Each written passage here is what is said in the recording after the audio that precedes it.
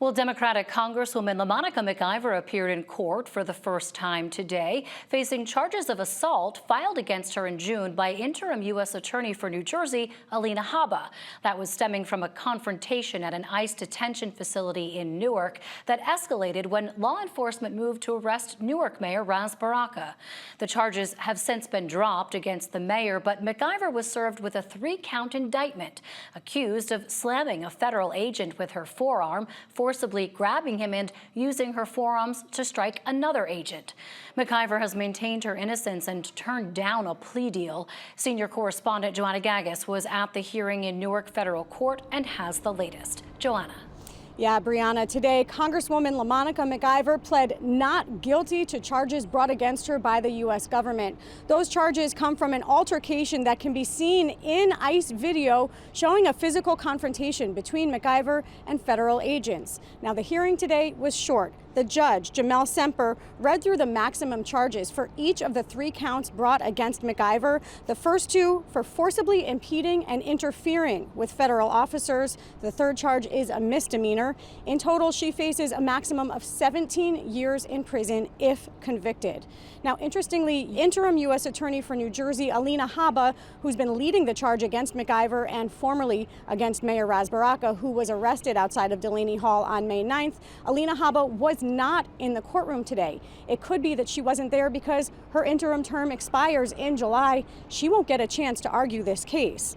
Another interesting fact, the defense attorney for McIver is Paul Fishman. He is the former U.S. Attorney for New Jersey. Today, he maintained McIver's innocence, as did the Congresswoman herself. Here's a little bit of what we heard today from both of them and from the large group of supporters who showed up to show the Congresswoman that they were behind her.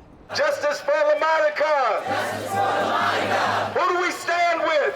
LaMonica! Who do we stand with? LaMonica! I just left out of court and pleaded not guilty because I'm not guilty. We went to Delaney Hall for an oversight visit. The members of Congress had the right to hold these agencies accountable. And that is what we went to Delaney Hall for. We did not go there to protest. We did not go there for any of that. We went there to make sure that this facility was up to par and the detainees there were getting due process. She pled not guilty because she is not guilty. On May 9th, the Congresswoman went to Delaney Hall as her right and responsibility as a member of the United States Congress to inspect that facility. She was there to see for herself and on behalf of the people who were there and her constituents in New Jersey whether the Trump administration was obeying the laws of the United States and the Constitution in that space. When Mayor Baraka showed up, HSI and ICE created a risky and dangerous situation. That's right. And now the administration is doubling down by charging our client with 3 counts of federal criminal law.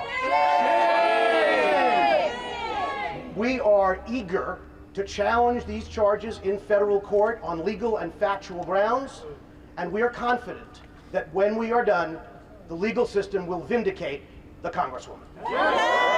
They had no grounds to arrest me. The charge was heinous. It was an overreach, and that's why they dropped it, because it was absolutely wrong. They know that, and so everything that came as a result of that was also wrong. They had no business on the property in the first place. We were dealing with GEO, which is a private prison in the first place. We will not stand for it. I will not stand for it. They will not intimidate me. They will not stop me from doing my job. I will continue to do what the people of the 10th Congressional District elected me to do. Now, as I mentioned, all that was really discussed in the courtroom today were the penalties and the dates and deadlines for the court. I'm going to go through a few of the key ones right now. First, McIver's status conference will be held on August 8th. All motions must be filed before the court by August 15th. There will be a pretrial conference on September 23rd, but the date that really matters, Monday, November 10th, will begin the trial in U.S. versus McIver. Of course, we'll be following every step of the way. In Newark, I'm Joanna Gagis, NJ Spotlight News.